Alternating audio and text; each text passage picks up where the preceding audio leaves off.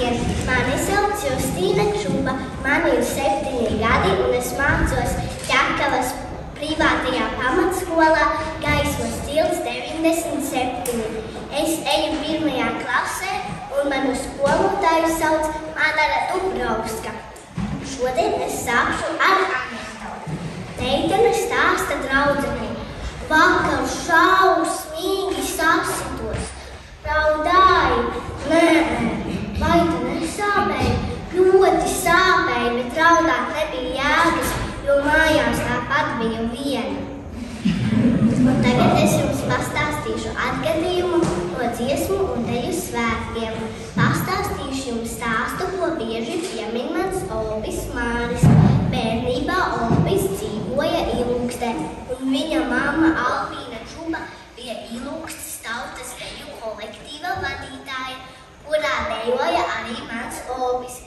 Kad notika 2. jaunatnes dziesmu un deju svētki, opja mammas sapnis bija, lai Ilūkstes bērni konkursā izcīna augstākās vietas un tiek uz lielajiem svētkiem Rīgā.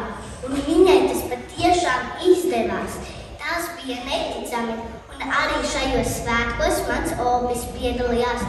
Viņam bija tikai 7 gadi, gluži kā man tagad.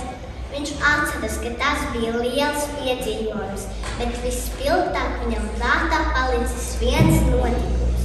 Uz noslēguma koncertu bija ieradusies televīzija, un bērni lielām acīm skatījušies uz kino kamerām, jo tajos laikos pat televizoru esot bijuši retums, bet kameras bija īstu brīnums. Pēkšņi opis pamanīja, kad operators filmē tieši viņu. Vispirms pastaliņas, tad baltās silnas zeķītes, tad augstāk latviešu tautas stāvu, un tad kamera apstājās tieši pretī viņa sejai. Viņš bija pavisam apstindzis, gluži kā es tagad. Vēlāk tieši šis kadrs tika iekļauts kino žurnālā par 2. jaunatnes dziesmu un deju svētkiem. Visa Ilūkstes pilsēta un mūsu radi gāja uz kino teātri, lai redzētu šo kadru. Lapos tā bija sensācija, un opis jutās kā īsta kino zvaigzne.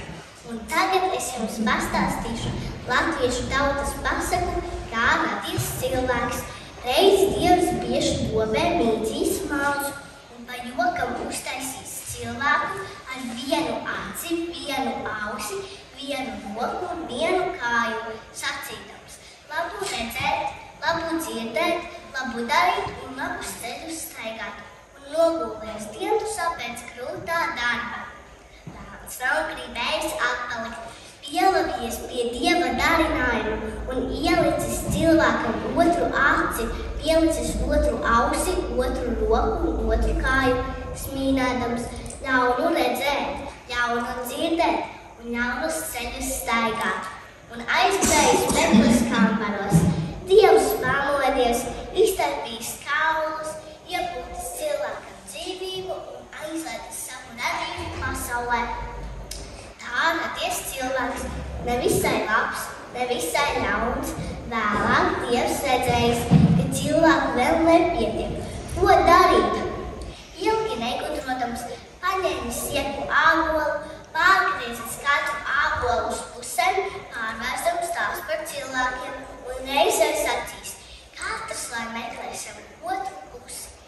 Tā ik viens vēl šodien meklē savu otru pusi, un kas ir no viena ābola, dzīvo saticīgi, bet kas nav no viena ābola, strīdas un plēšas. Paldies par uzmanību!